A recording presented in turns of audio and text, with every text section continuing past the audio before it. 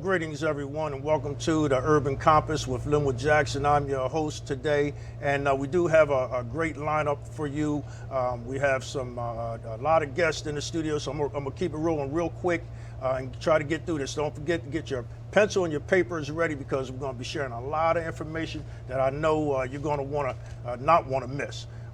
We are shining a light today on missing people throughout Delaware, the state of Delaware, and the country. And I have my guests today are speaking on that and helping me shine the light. So throughout the course of the program, we're going to be shining or showing some pictures of some people. And if you see something, then say something, please. And remember, as always, no voice is special until it is heard. Communications and dialogue are key components to empowerment. We need you to say something if you see something. My guests today are doing just that in their own individual parts of the community. They're representing different areas, and we all are doing our part. We need you to do your part as well. My musical guest today, I actually have a couple of musicians on the show, this show. But we're going to open with my musical guest, Miss Gina Miller, and she brought her guitarist with her, Steve. And they are from the Gina for Missing People, or I'll let them explain it. Anyhow, Gina Miller, ladies and gentlemen. Hi, Linwood. Thanks for having us. I'm one of the musicians and artists that actually is referred to as a Gina artist with the Squeaky Wheel Tour, which is also known as www.411gina.org. That is the website that allows artists and sponsors or anybody that would like to help with the Missing Person Tour to get involved. I became involved with the tour probably somewhere maybe 7-8 years ago. And Janelle Rapp is a very good friend of mine who is probably on a plane back to LA right now. We sang a show together last night in Asbury Park, New Jersey. That was a pretty big success for the missing people in that area. Basically, Janelle's sister, Gina, went missing in 2000 in Lincoln, Nebraska, after doing a show, and she was a singer-songwriter. She went to her car, put her guitar in, and her hood or trunk was left open, and there was no sign of Gina anywhere. She has been missing ever since. So Janelle, with the news and TV and radio, you're only on the news for a short period of time when you go missing. So Janelle was determined to figure out a way to get her sister and everybody else that was missing out in the news feeds again, and she developed this tour. She's the founder of it.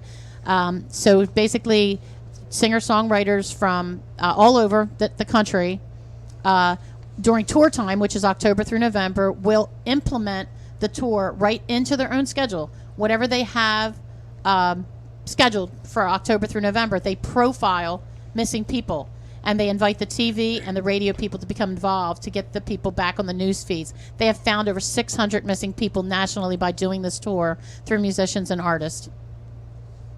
So we would like to share the song with you to get you to understand a little bit about what we're talking about. Great. What's the name of the song? This song is called Missing Piece. It was written by myself, by Nicole Zell, and Steve Walker reproduced the music. Within the past 7 months, we had the music reproduced a little bit. So we'd like to share it with you.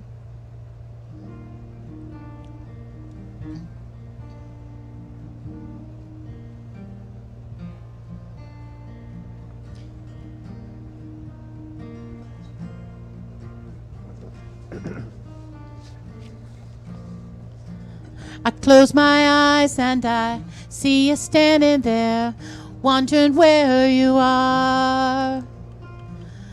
Present worries, they never cease, seem so close yet so far.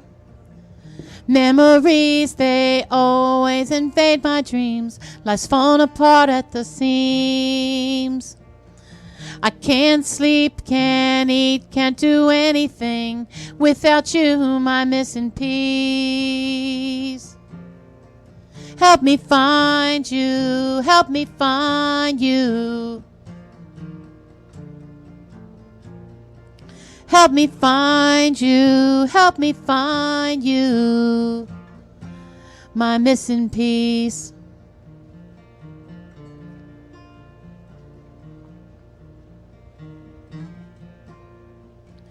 I see your pictures in the local stores. Poster of you on the post office door. Your case is closed on a dusty shelf. We won't give up on those who offer help. Help me find you. Help me find you. Help me find you. Help me find you. My missing piece.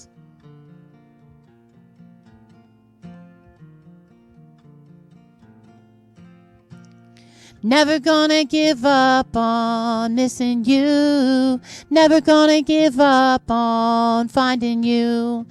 Never gonna give up on loving you. Never gonna give up on finding you.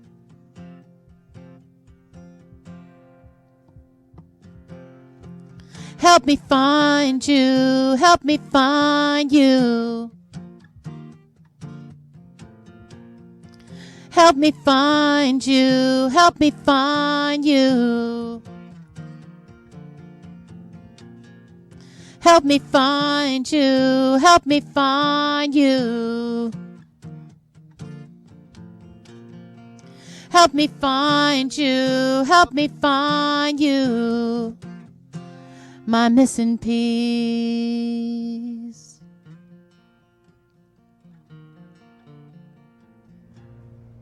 Man, that's a great tune. Help me find you. I guess you're speaking for the missing people. That's what they would say, right? Thank you. Tell her. Give them a round of applause. Tell us again, Gina, about the organization that you're working with. I know you work with a lady in California, Miss Janteyl Rapp. Yes. What's the name of the organization? The name of the organization is it's actually the Squeaky Wheel Tour, but the organization is www.411gina.org. And that's 411gina.org is the website that you can go to and find out more information about people that's missing. And the Squeaky Wheel Tour, I suppose that's squeakywheeltour.com, is the website you go on where you got musicians out there or anybody who would want to participate in the Squeaky Wheel Tour. You guys do tours all over the country, throughout the world. Is that correct? Well, it's been more national. I'm not sure if it has actually gone international yet. I know it will eventually. It has really grown immensely. This past year has blown me away with how it's grown. And basically, what you do is you recruit local artists from the different states to come in and give a concert or so. Well, we do a kickoff. I'm from Lancaster County, and I actually came up with a little bit of a different twist. We do like a kickoff for the tour.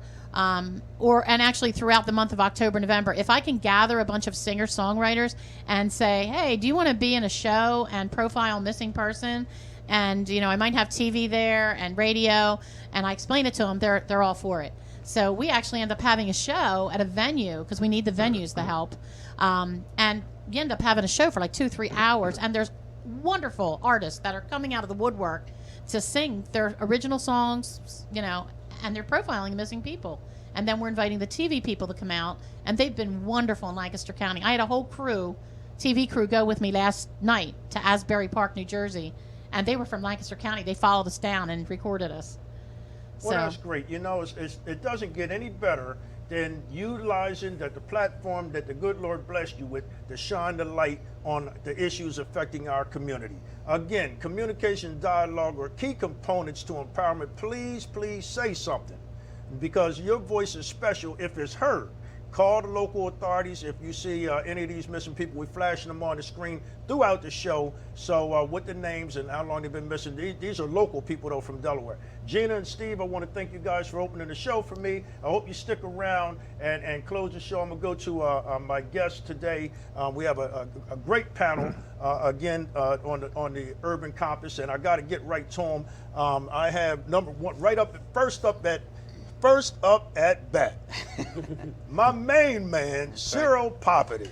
Ciro, welcome to the show. Thank How you you so doing, much. buddy? I'm doing great. Ciro is an attorney and also the Register of Wills for Newcastle County. That's correct. And he's in his second term. He's doing a great job over there saving the county some money. I don't know where he found found it from, but maybe he can share that with us. We're glad to have you on the show. Thank you. Seated next to him is a gentleman, Mr. Adam Montgomery, who is a director performing over at the Wilmington Drama League. He's directing the show right now. I want to thank him for coming in. He actually interrupted his rehearsals to do that, and we all know about that. That's tough business right there, to get a director off of his show and on our show to share with you what's going on out there in the community. Great city of Wilmington, Delaware. We got a lot of stuff going on in the city that you need to know about, and that's why it's important that you listen to the shows like this one. Of course, we're going to plug this one, but it's a lot of great shows on Comcast 28 that's bringing live programming right in your door. You need to know about it. That's why I tell you, get your pencil and your paper ready, because we're going to be putting out a lot of good information. And sitting next to Adam is my main man. Now, if you heard the opening of any of my shows on TV and radio, y'all know we're doing radio on Sunday, and I open my show with I got the world of music out there. But I chose my main man who joined me today. He flew in from somewhere. I'm glad to have, ladies and gentlemen, on my couch, Mr. Al Turner, the Burner, probably one of the premier, top 3 bass players in the world. I just love his music, and we got Al joining us today. Al, thanks for coming in, man. Thank you for having me, Linwood. Where you flying in from today? I just flew in from Detroit. Just finished rehearsals, preparing for another Kim tour. All right, now Detroit's your home. Detroit is originally my home, but right. Delaware is now my home. Uh-oh, we'll adopt you, man. We're gonna get, Yeah, I've been here right. 10 years. So. Well, gentlemen, thanks for joining us. Ciro Poppiti, registered Linwood wills. Jackson. Yes, sir. Man, you know what? Did I get your name right this time? Yes, you got my name right. That's fine. But I want to say one thing. I love the name of your program, the Urban Compass, because I know your compass only goes in one direction. That is north, because of all the positive things that you're doing in the community. I mean, just look how you started the program with this focus on missing persons. Thank you so much for all the positive things you do in the county, in the city. And when you asked me to be on your program, I jumped out of my seat, because if a guy like you is recognizing my goal to get to be lieutenant governor, I say I'm doing the right thing. Well, you know what? I do appreciate you, and you're right. It was a last-minute call, and you answered the call, and we got to get you on to share what it is that you're doing over at 2 terms at Register of Wills. Right. Well, I love being the Register of Wills, and I want to thank everyone in Wilmington and Newcastle County, because being the Register of Wills is an honor. It's not an easy job.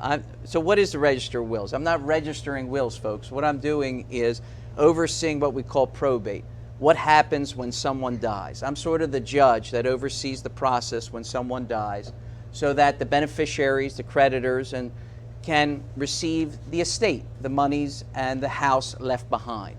And as the Register of Wills, I've had one focus, and that one focus is to protect seniors, protect older Delawareans. And I'm taking that fight to the State House now. I'm taking that fight to be the lieutenant governor, because as a Register of Wills, I've dealt with grandparents now taking care of grandkids. I've dealt with folks our age right here that want to give their parents quality of life, want to make sure their parents are doing well. And I've dealt with older Delawareans who have that awful choice. And you know what choice that is I've saved all my life, and I've taken care of my home, but now I need to go in a nursing home. And so do I have to give up my home? And my children aren't going to get my home because I can't otherwise pay for a nursing home? That's an epidemic question that the nation is facing, and certainly Delaware. With the graying of Delaware, with what I call, the fighting blue hens, well, now we've become, gang, the fighting gray hens. And unless we get out in front and have someone statewide who stands up in a room and says, hey, what about seniors? What about older Delawareans? What about their caregivers, people our age that have to take care of mom and dad? That's what I'm fighting for. I've done it as Register of Wills, and now with your help, standing on your shoulders, Linwood, I'm going to take it to Dover. All right now, and you're a good man to do it too. I know you saved Newcastle County a lot of money as Register of Wills over the years. Yes, I don't know where you found it at, but tell us what are some of the services that your office offers? Okay, well, let's take a step back. Yes, not just saved Newcastle County, but I have generated what we call found income. When I took over as Register of Wills, one of the things that I learned right off the bat is that there was a backlog of 2 years. There were 3,000 what we call stale estates, 3,000 stale estates, okay, that the county more or less, no one was doing anything about. So we put together a team with county council's blessing, and we went after, and we went back to the year 2000. Now, we're still, I've just closed the year 2000, so now we're marching on to work on '01 and '02. But by working on the old stale estates, we have generated for Newcastle County over $2 million. I'm going to repeat that because I'm so proud of it, That's okay? a lot of money. I've generated over $2 million in essentially found income for Newcastle County. But more importantly than that, we have audited over $100 million in assets. And so who gets those assets? The beneficiaries. I'll give you a quick story. A nice woman died in the year 2000, okay? Flash forward 14 years. No one has done anything with her estate. It's been open but never closed. We learned about this. We went in and we used our resources, our influence, to close the estate. And once we closed the estate, her beneficiaries, waiting 14 years, received over $900,000. Wow. So okay? you have to wonder, how many people out there like that? Yeah, right. Well, we're working on it. We're working on it. Now, you know why they never complained? Why they never said to us, hey, I got money coming to me. It's been 14 years since Annie died. How come I don't have my money? You know why? They were all charities. They didn't know they had the money coming to them. So one of the biggest thrills of my life over the past year has been going out to charities like Public Library, Boys and Girls Club, the Scouts, Boy Scouts, and saying, oh, coincidentally, because our office is doing what it should, here's a check for $20,000. Here's a check for $30,000. So let's take a step back now. You asked me, what does my office do? We oversee probate, okay? So when someone dies here in Wilmington and in Newcastle County, please give us a call. Please give us a call. We can help guide you through the steps that you need to do. Now, one of the things I want to say up front is we're not McDonald's. You don't call us up and right away we bring a hamburger and French fries in 30 seconds, okay? There's a lot of legalities that go on with our office, and so oftentimes, if we can help you and give you self-service, we will. But when we say, this is a complicated matter, you need to get an attorney, we hope that folks will take that advice, because many times we see, you want to do it yourself. Well, if you want to do it yourself and replace a window, hey, we can all do that, or a light bulb. But if you want to do it yourself and replace a floor of your house, it's time to call in some help. So we help folks, the core line is we help folks when someone dies in your family, all right? What about affidavits? Affidavits, yes. So one of the beauties of the law is that if you don't own your own home, okay, and you have $30,000, you don't have more than $30,000 lying around, the law allows you to do a small estate. And a small estate allows you just to come into our office. You don't have to open up formal probate for the loved one who's died. We will allow you just to file an affidavit, and you can take that affidavit to the bank, to motor vehicle, and you can facilitate the transfer of that loved one who's died. You can facilitate the transfer of their things. Now, I just met with a well-known gentleman whose wife died recently. Now, he's been married 30 years, or 26 years, and he and his wife own the house jointly, and he and his wife own all the bank accounts jointly. Well, he didn't have to file full-blown probate, okay, because his wife didn't own a home in her own name, and his wife didn't have bank accounts in her own name. It was jointly. So we worked with him over the course of a half an hour. Didn't have to open up full probate. Could do, as you're saying, an affidavit, okay? And we enabled him to take care of transferring everything he needed to do from his wife. Now, the Register of Wills office offers a lot of services to the people out there, the citizens out there. Right. And today's show, we're talking about looking for people, missing people. Right. But your office can help find people that like you want to go back in your family. Right. Your family trees. Tell us a little bit. Absolutely. How far back do you You've go? done your homework. I I did my appreciate homework. a man who prepares for the interview. Yes. Ciro. Yes. How far back does your office go? Well, actually, When we're looking for when people. we actually, in conjunction with the state archives, the state of Delaware has saved every will filed since colonial times. If you want to get the will of Caesar Rodney, we can get you a copy of the will of Caesar Rodney. And We're talking about the 17th, 16th century? We're talking about, well, 1700s, yeah, from colonial 1600? period forward. Now, what's the beauty? Why does the state save all these wills? Why do we help with genealogy? That's what you're driving at. Our records can help with genealogy is because a will is cultural. A will tells us what society thinks are important, because when you spell out in your will all the things you really want to leave to your family. And so a will is cultural. It's a view into how society thinks. And not only is it cultural, but then it's genealogical, because you're listing all your heirs, all your family members, all the children and grandchildren. So yes, we one of the great services, and people take advantage of it, is genealogical services. And part and parcel in that, I did want to mention wills for safekeeping. Now, this was a great initiative of my predecessor, Diane Clark Street, a judge who we all admire. What Diane did was allow, hey, don't wait till you're dead to bring in the will, especially with seniors who might be downsizing or going into that nursing home so documents aren't lost.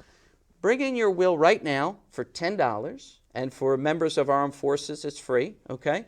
And we'll put that in essentially a bank vault. No one is going to read it, but the beauty of it is that when you do pass, we have it on file. And every day we check the death notices, the obituaries, and if we do have a will, we pull it out and we notify the family. It's that easy. All right, and your office is available for outreach. You go out and you speak to the different organizations, as you're doing now on my show. Absolutely. To make the citizens aware. Absolutely. That your office is here, and you've been doing it. This your second term. Absolutely. And you're looking to be lieutenant governor now. Absolutely. When's the elections? The election, well, the primary is next September, and then if I make it through, then we are on to the general in November. So 2016, but when you're running statewide, you've got to get started early. You've got to get started organizing early and raising money early. But yes, as a Register of Wills, we do a lot of outreach. And if folks do want me to come out and talk about the importance of having a will and how probate works, just call my office, the Register of Wills, at 395-7800, 395-7800. And as I always do, I have to put a plug in for having a will, okay? Take control today, ladies and gentlemen. Don't wait. Don't wait and put all that burden on your family when you die. And I'll tell you why. Because I see all the cases that have wills. And guess what? 95% of them go smoothly. When you have a will, you know who's going to get the house, you know who's going to get the bank accounts, you know what's going to happen. And when you don't have a will, it is a mess. I know. I do it every day. Guess why it's a mess? Because when you don't have a will, more likely than not, guess who's going to choose who's taking over your estate? Guess who chooses who's going to be in charge? You do. I do. Isn't that a scary thought? Now look, I'm a great guy, but I don't want to be choosing who's going to take over your estate and who's going to be running your estate. Get a will. Ciro, that reminds me of a story I read about you. You know, you do some unusual cases. Yes. And I think it was, last year you did a witch came through and you were presented this will from... All right. We have to have some fun. Now, I know where you're going because this blends into your next guest from the Wilmington Bring it in. Nobody do it better than you. Yeah, absolutely. It's what we call transition in the trade. Okay, all right. So, but this is a true story. Yeah, it's a true story. So, the Wilmington Drama League, back in, I think, 2011, 2012, did The Wizard of Oz. The Wizard of Oz. And we all know what happens in The Wizard of Oz. By Kathy Butterbaugh. Our main person, Kathy Butterbaugh, was the director. I had to give a shout out to Kathy because she ain't here. So what happens? We all know the story. Dorothy is in the house in Kansas, not Detroit now, but in Kansas, all right? And blown away in the tornado, and she lands on remember which witch she lands on? The Wicked Witch of the West. No, the Wicked Witch of the East is the one she lands on. All right. So as a fun promotion and publicity for the Wilmington Drama League, okay, and to explain to people more about how probate works, I opened up the estate of the Wicked Witch of the East. And so then I encouraged the public to help me determine who should be the executor of the estate. You know, just like I said, when you don't have a will, I pick who's the executor. Mm-hmm. So we battled it out. We had people who wanted Dorothy, people who wanted the Wicked Witch of the West, the Cowardly Lion, of course, and the Tin Man. So ultimately, who do you think I picked? The Scarecrow for brains, the Lion for courage, or Dorothy? Dorothy. Dorothy? No. Dorothy was in a sense the killer. She's the one whose house landed. I wasn't going to let Dorothy. Toto. I'm sorry, Toto. Close. I didn't even consider with Toto. the dog. But in actuality, I think I picked the Wicked Witch of the West. Why? Because one sister you want handling the estate of her own sister. All right? So but that's just another way a fun way that you get Yes, the message exactly out right. into the community. So Exactly if there's right. anybody out there listening that want to require your services before you move on to Lieutenant Governor, Right. Who do they contact one more time? you can call the Register of Wills at 395-7800, 395-7800. Maybe Al can do a little jingle for me here because we need to have folks remember that name. I know that's right. that You number. can do a jingle and bring it. We'll advertise it on commercial break. All right, how about that? But I did want to. You're right. I did want to transition. I'm sorry. And I just say, if you want to find out more about our services, just go to the county website, Newcastle County. Given all the noise out there and sometimes negative publicity, I just want to put a plug in. Newcastle County government works. We have a great county council that I work in conjunction with, department chairs across the board that are doing positive things, and of course, Wilmington. We love Wilmington, the heart of our county. So I just want to put a plug. Newcastle County government is out there working, and thank you to everyone for allowing me to have the honor, and I say that with meaning, the honor of being a Register of Wills. Well, we appreciate it. I'm looking forward to seeing you at the next parade as well. Indeed, I know you're indeed. at every parade. But I did want to jump on over to my man, Mr. Adam Montgomery, who is the director of the stage play going on right now at the Wilmington Drama League. A small, but I'll let him describe the theater. Adam, come on in your own way, buddy. How you doing today? Good. Thank you so much for having me. Well, thanks for joining us. Now, tell us about the play that you're doing. Okay, the play is called The Effect of Gamma Rays on Man in the Moon Marigolds. It's by Paul Zindel, who is a well-known children's author for young adult novels. And we're doing it at the Wilmington Drama League from November 5th through the 8th at 8 p.m. on Thursday, Friday, Saturday, and at 2 p.m. on Sunday. It's a play about a woman on Long Island. Her name is Beatrice Hunsdorfer, and it's about her somewhat strained relationship with her two kids, Ruth and Matilda. This is a woman who starts a lot of things but doesn't finish them. She's mentally unstable, and it's about how she interacts with her daughters and sees them grow up and flourish, and sort of the jealousy that is inspired in her by watching her kids thrive. Her youngest daughter, Tilly, enters the science fair. She grows irradiated marigold seeds, which is where the play gets its title.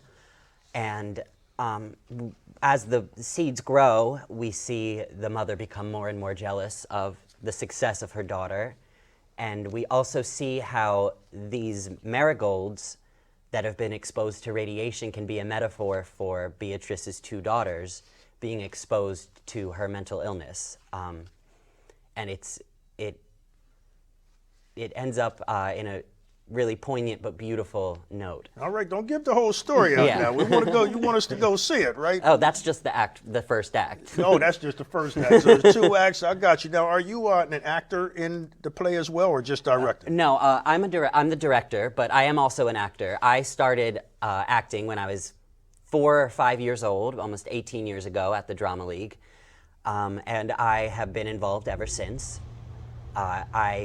In 2011, I moved out of Wilmington and I moved up to Hartford, Connecticut to get a BFA in acting at the Hart School, which is a conservatory for music, dance, and theater. And after I graduated, I looked at my student loan bills and I decided I need to move home and make a little bit of money. And so that's what I'm doing. And I was so pleased when the Drama League Executive Board asked me to do this show, because it's been my favorite play since I was about 14 years old. So you were actually in the Chrysalis program over at the Wilmington Drama League. Yes. Where young folks start off and then just grow, and you learn from who taught you? Okay, well, a lot of If you people. don't mind me asking. First and foremost, Kathy Booterball. Okay. She is really extraordinary. Yes, absolutely. she defies description with how If I can amazing get she the is. camera on this, we just did 2 Out and About magazine spreads. This is the September issue. Myself in the center. I got to put myself up there. I'm right here in the middle, and Kathy is standing right over here next to me. You know, when we just did this, the September issue, they were talking about Showtime and the theaters, spotlighting the theaters in the city of Wilmington and Delaware. Yeah, some great programs going on in these theater companies, a lot of acting young and old. And then they turned around Out and About magazine. They must have liked Kathy a lot, because they did it again in October issue, the Wilmington Drama League, and they featured Kathy Butterbach and stories and how she is working with the Chrysalis kids in the Chrysalis program and teaching and all of that going on over at the Wilmington Drama League. Some beautiful programs going on. They give opportunity for everybody. And you were talking about how you got started as a young man and then grew into an adult, went straight to college, studying the performing arts, I presume, Yes. and came back home, did a 360, and now you're on the same stage directing Yes. a fabulous play. Is this your first time directing? Well, just back to Chrysalis. Chrysalis is the whole idea around it is it's theater by young people for young people. So they have really good programs that get kids directing. They have the Jeff Walker One Act Festival in the summer, and that was where I directed my first play. I think it was something about the Big Bad Wolf, and I was about 10 years old directing my first play. And I went back pretty much every summer and started to direct more challenging pieces. I directed one about a little boy with cancer, and then I did one about a girl in a mental hospital. And I was able to stretch the boundaries of what I thought I could do and really grow as a director. But this is my first full-length play. I tell you, I love it, love it, love it.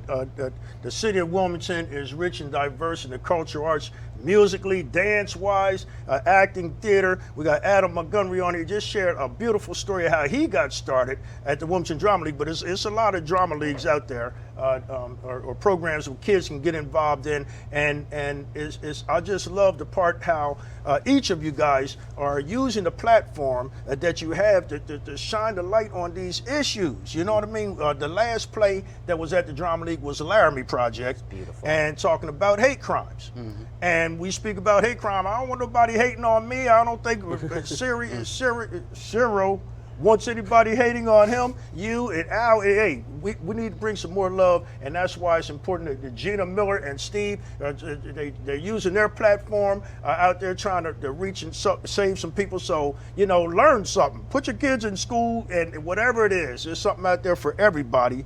But don't forget to go back and help somebody. People pushing me, and I'm pulling them with me. You know what I mean? And I'm pulling them with me. We in this together. Mm-hmm. That's why I'm glad you guys came on the show. We're going to talk a little bit more with you, Alan and Ciro. But I got to get to my man Al Berner down there on the corner down there waiting patiently, man. I'm very patient. Man, when I grow up, I want to be a jazz musician. And we are, pleased, ladies and gentlemen, to have one of the premier bassists in the world, Mr. Al Berner, the Turner. I opened the show with his music, and I just love it. Al, tell us about your music, man. What you been doing, man? Well, I know Detroit's your home, and you just came Yes. from there to your second home. Please, I'm sorry, man. Tell us, what's going on with Al Berner? Well, I just released my new CD, Simply Amazing, and thank you, Linwood, for playing it on your opening. No problem, but hold up for a minute. I want to, my man Ivan over there, I know they're shining the stuff across the screen. We got the Gamma Ray Project with my man Alan here. Now we got Turner the Burner. His CDs are on the screen. And tell us about them, my man. I know you got about 3 or 4 of them, don't you? Yes, I do. Yes, I do. I just completed my new CD in June, and it's entitled Simply Amazing.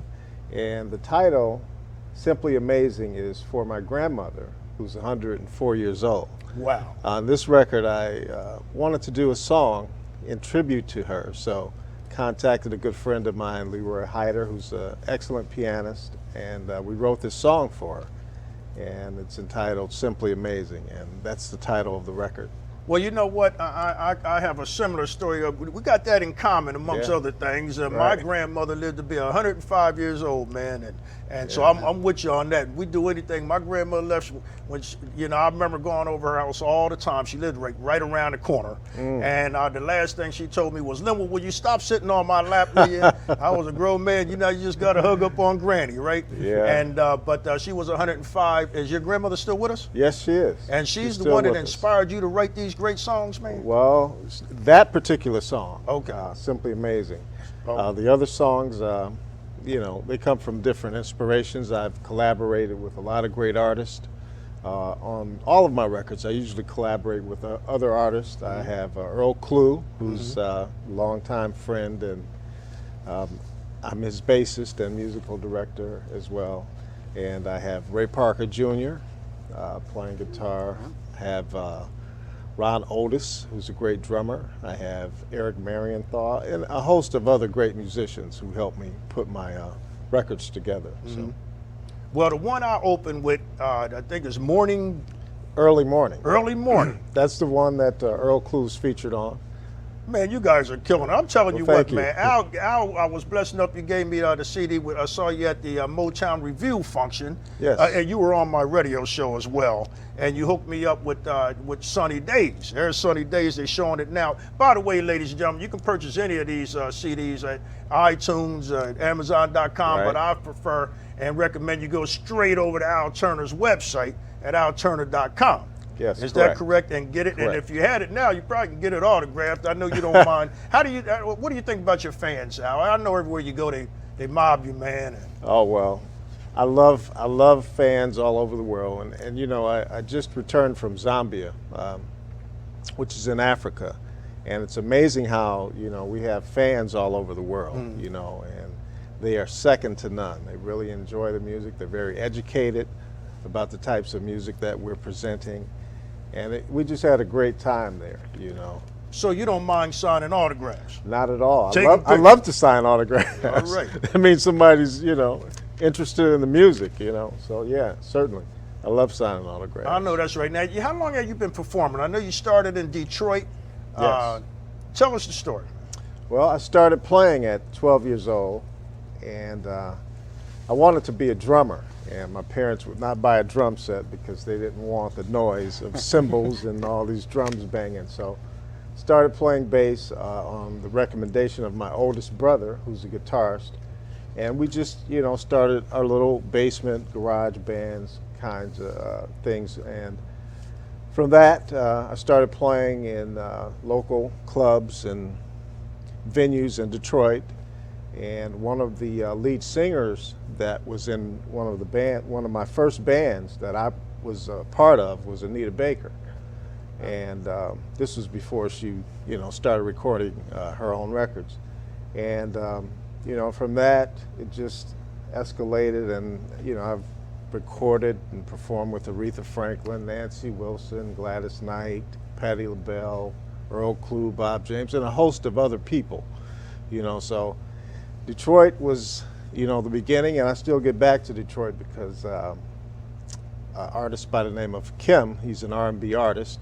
He's still Everybody in Detroit. knows soul crooner Kim, Yeah, well, Kim. especially the ladies. But He's in Detroit, so I have to get back. I'm his musical director, so I get back quite frequently to rehearse the band and things like that. so you got some serious frequent flyer miles. I have a few. Yes, Good I for do. you. And tell us, who were some of your earliest inspirations? Well, I go back to Detroit. Motown was definitely a huge influence. I saw you, as you mentioned, at the Motown show that was put on here. I had a chance as a young child to see all of the Motown reviews right in Detroit with all of the great artists, the Temptations, Gladys Knight and the Pips, Smokey Robinson, Four Tops, Stevie Wonder, all these acts. Al, I got to hold you up, man, because those are great singers. Yes. Do you sing? You Only to myself. Yeah, but you know what though? Yeah, I got you. But you're mainly a musician. Well, yes, you play I am. some serious bass, and I was listening to that one tune. I forget the name of it now, but and you was playing that bass just like it was singing, man. You know which one I'm talking about? Thank you. Well, I hope all of them. Well, all of them, but there's one in particular. And my man got my CD, so I can't look at it on my notes. But and you was making that bass sing. Oh, well, I'm thank like, you. this is crazy. Thank you. It's Thank crazy dope, man. How you able to do that, and that's why I'm asking, who inspired you musically? Well, again, Motown. The bassist, The bass players. the bass player that played on most of the Motown records Gotcha. from the '60s and early '70s was James Jamerson, and he was a James huge Jamerson. influence on my early development, and still is to this day. You know, one of my favorite bassists. And as I began to, you know, grow as a musician, I began to find other musicians and other bass players, and not just bass players, because I try to, you know, get inspiration from all types of musicians. You know, saxophone players, piano players, you know, even drummers. You know, I wanted to be a drummer, so, you know, the rhythms and things like that, I try to incorporate into what I do. So I get inspiration from a lot of different places. So as a kid, you're inspired by these musicians and singers in the music industry, and then you grow right into it, and now you're performing with these greats that you just named so passionately, and I'm thinking Ray Parker Jr. You know, Simply Amazing is really is amazing work of art, to be honest with you. Thank you. And I'm looking at the musicians you're performing with, Earl Klugh, the Ray Parker Jr. Is that the Ghostbusters? That's the Ghostbusters, Ray Parker Jr. Yes. Man, these cats are tight, man. And now you're working, must be an honor for you. How do you feel about that? Well, you know, everyone that's on the record are friends. I consider them to be friends. And it's just like we're sitting here talking, you know, I can call these guys and, you know, hey man, you know, can you play on my record? And, you know, so it's an honor and a privilege, you know, but I think it's more of a family kind of thing that we have in our musical circle. You know, we help each other out, you know, to make our records and things like that. So it's a great feeling, you know, if I can pick up the phone and call Earl Klugh and say, hey man, you know, can you play on my record? You know? But it's really a dream come true, because most of these artists that I mentioned that I've performed with, I grew up listening to, and a lot of them I, you know, just had this vision I wanted to play, you know, with a lot of these artists. And you write music. Yes, I do. You write, obviously, your music Yes, as I well do. as other performers. Yes. And where does that come from? What inspires you to write the music? You know, what comes first? Do you think lyrically or musically? Musically, for sure, because I'm not really a lyricist. But music is just a representation of my life story. So the things that I encounter from day to day becomes my music. It's my story, you know. So when you hear a Simply Amazing, like I shared with you earlier, it's about my grandmother. So it's about that whole passion that I have for the things that I encounter in life, you know. There's a song on my record called Upright, you know, and it's the first song on the new record, and that inspiration came from me standing upright, trying to be an upright person, and I play the upright bass on it, you know. So Wow. Sunny Days. Sunny Days, I'm glad you mentioned that. That title has a very emotional meaning for me. In 2010, my wife was diagnosed for the second time with breast cancer, and I was in the process of finishing that record, which wasn't titled at the time. So when we got the news, I had to put everything on hold, basically.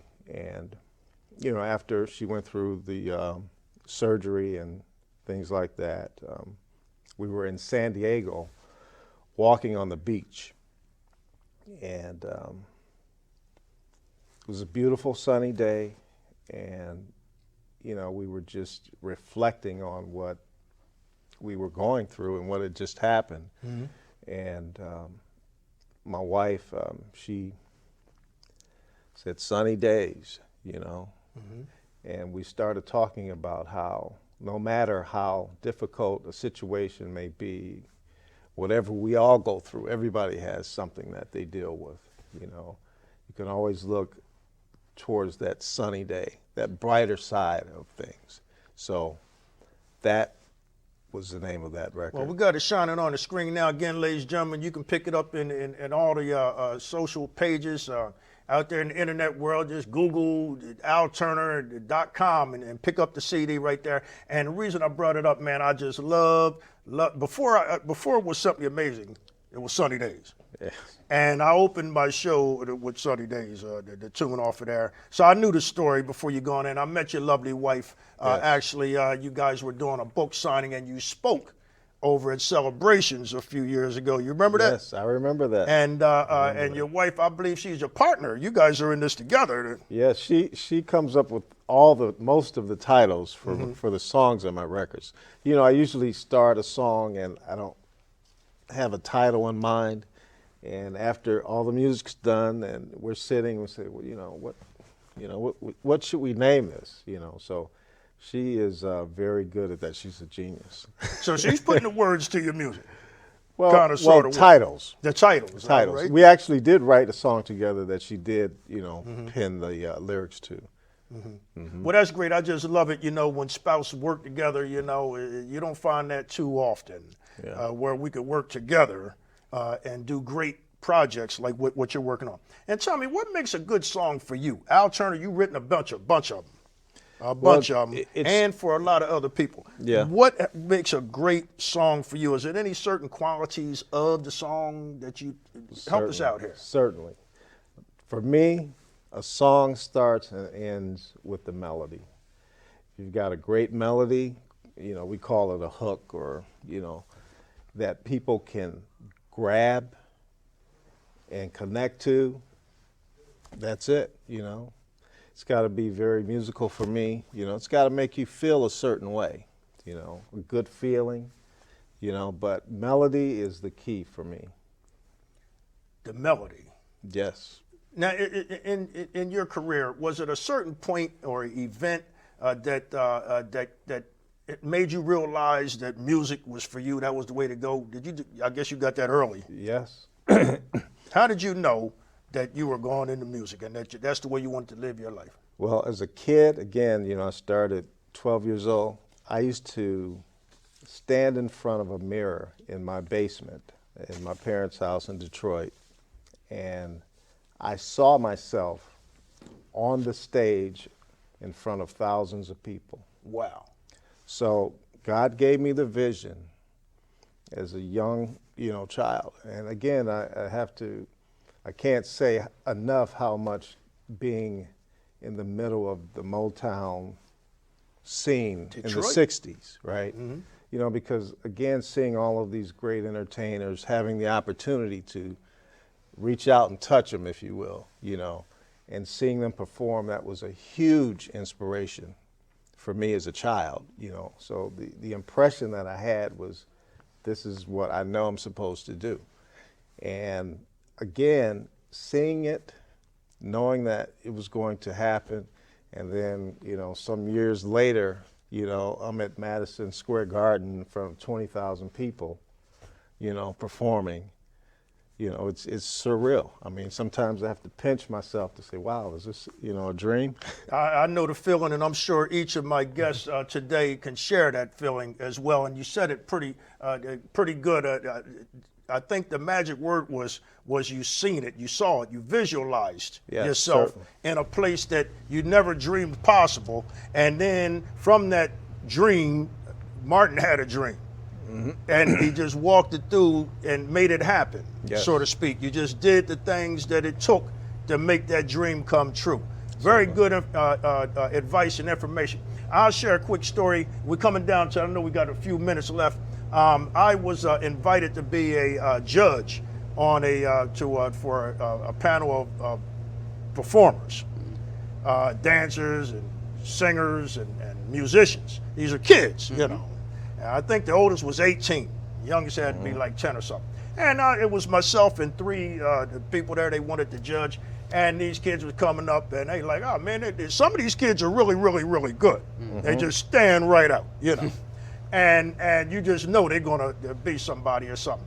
And some of those kids weren't so good, you know what I mean? But they, and you know, it's kind of like you see on the TV there that you know, I'll give them a 10, you know, you hold up the card and that kind of stuff. And it had to be about 300 people, mostly parents, in the audience, you know.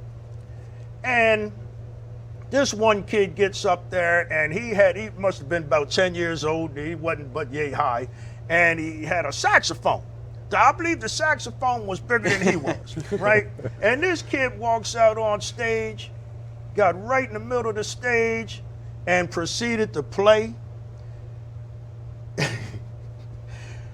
He made like one sound, dun, dun, dun. I mean, just like wasn't good at all. I mean, it was just obvious. And the audience was very patient. And we all sitting here watching this kid, and he worked it through, but then he stopped because he knew he wasn't. Right. But then we encouraged him to continue on. Nah, man, finish this, you know? And we went back out there, and he made it through this song. We suffered through it. And in the end, now we got to speak on it, right? And I told this kid, I said, listen, all good musicians started from somewhere. And I encourage you to continue with your practices. Practice every day, just keep practicing and you're gonna get there, you know?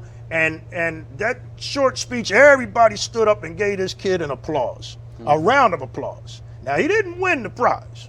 He didn't win the prize, but I'm sure he went away encouraged to continue practicing. I know each of you guys rehearsed your crafts and your trades. What advice do you give kids like that?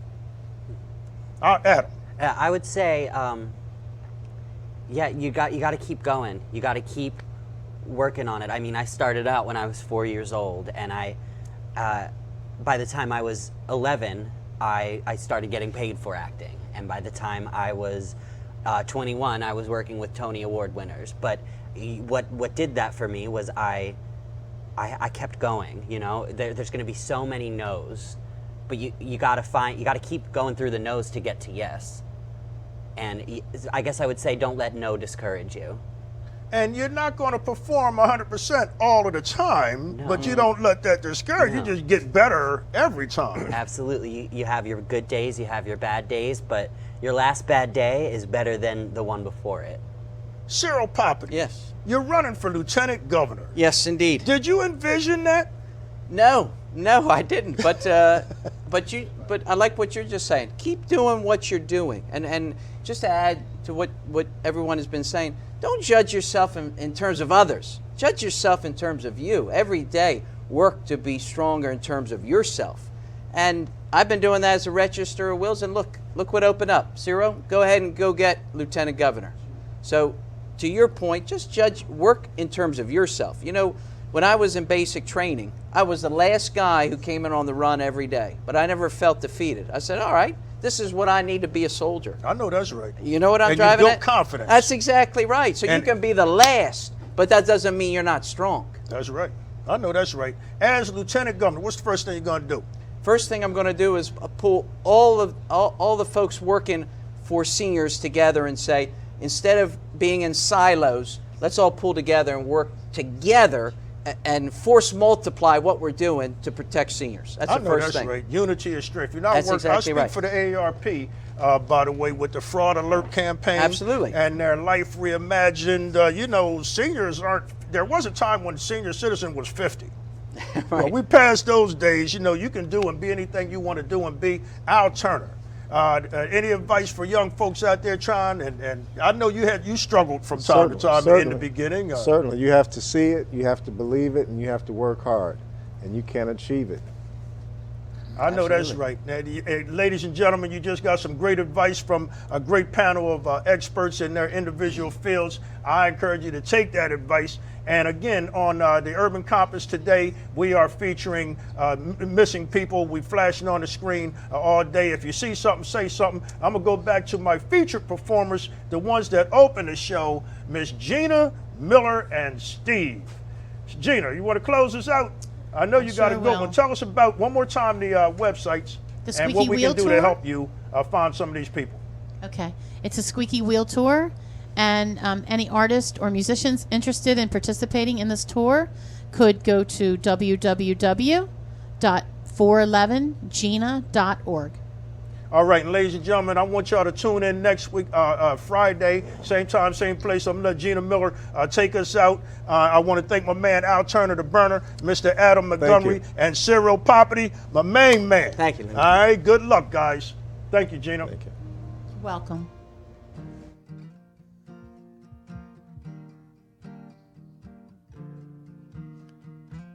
I close my eyes and I see you standing there, wondering where you are. Present worries, they never cease, seem so close yet so far. Help me find you, help me find you. Help me find you, help me find you, my missing piece. You can sing.